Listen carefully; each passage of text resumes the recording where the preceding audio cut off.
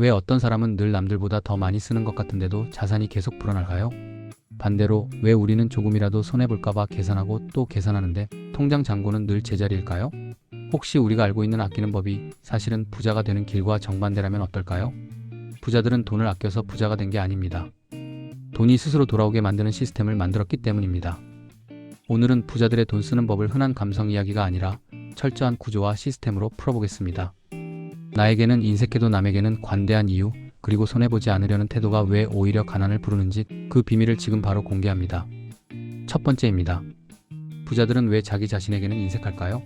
흔히 부자하면 명품, 고급차를 떠올리지만 실제로 큰 자산을 일군 사람들의 생활은 의외로 단순합니다.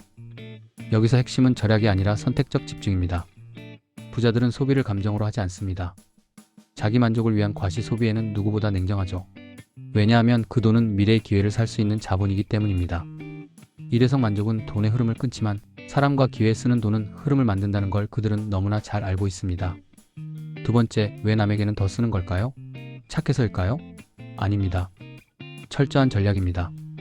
부자들은 돈을 소유물이 아니라 흐름의 매개체로 봅니다. 예를 들어볼까요? 그들은 식사 자리에서 굳이 더치페이 금액을 정확히 맞추지 않습니다.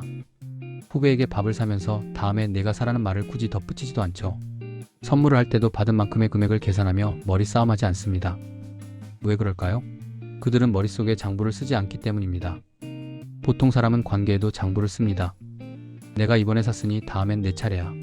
이건 거래의 세계입니다.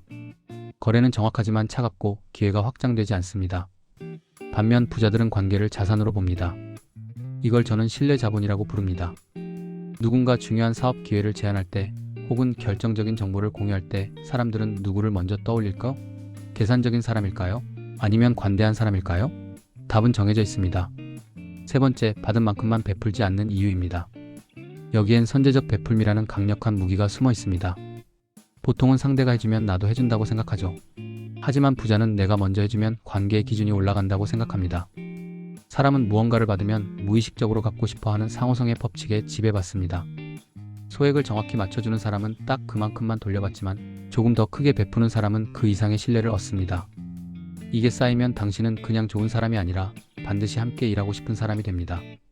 부는 혼자 만드는 게 아니라 타인의 손을 빌려 함께 만드는 것이니까요. 네 번째, 조금 불편한 진실을 말씀드릴게요. 가난한 사람일수록 더 계산적입니다. 이건 비난이 아니라 심리 구조의 문제입니다. 결핍 상태에 있으면 눈앞의 작은 손해에 과민 반응하게 됩니다. 행동경제학에서는 이를 손실 회피 성향이라고 합니다.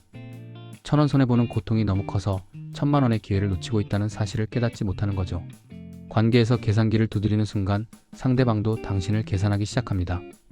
그리고 큰 기회는 계산적인 사람을 가장 먼저 피해갑니다. 정리해보면 부의 시스템은 이렇게 작동합니다. 1. 자기 만족 소비는 최소화한다. 2. 관계를 위한 소비는 과감하게 한다. 3. 받은 것보다 조금 더 돌려준다. 4. 작은 손해를 견디고 신뢰를 쌓는다. 이 선순환이 만들어지면 돈은 숫자가 아니라 흐름이 됩니다. 기억하세요. 부자는 돈을 잃는 것보다 신뢰를 잃는 것을 훨씬 더 두려워합니다. 돈은 다시 벌 수 있지만 깨진 신뢰를 복구하는 비용은 수십 배가 들기 때문입니다. 여러분, 오해하지 마세요. 무조건 퍼주라는 것도 호구가 되라는 것도 아닙니다. 다만 기준을 바꾸라는 겁니다. 이 관계가 장기적으로 함께 성장할 관계라면 눈앞의 작은 손해는 씨앗이라고 생각하고 과감히 심으세요. 계산은 거래를 만들고 관대함은 시스템을 만듭니다. 우리는 지금까지 돈을 모으는 전략을 써왔을까요? 아니면 흐르게 하는 전략을 썼을까요? 오늘 우리가 주변 사람에게 건넬 작은 배려 하나가 우리의 부의 시스템을 가동하는 첫 단추가 될 것입니다. 오늘 내용이 도움되셨다면 구독과 좋아요 부탁드리고요. 여러분은 관계의 투자에 대해 어떻게 생각하시는지 댓글로 자유롭게 남겨주세요. 오늘도 부유한 하루 되시길 바랍니다. 감사합니다.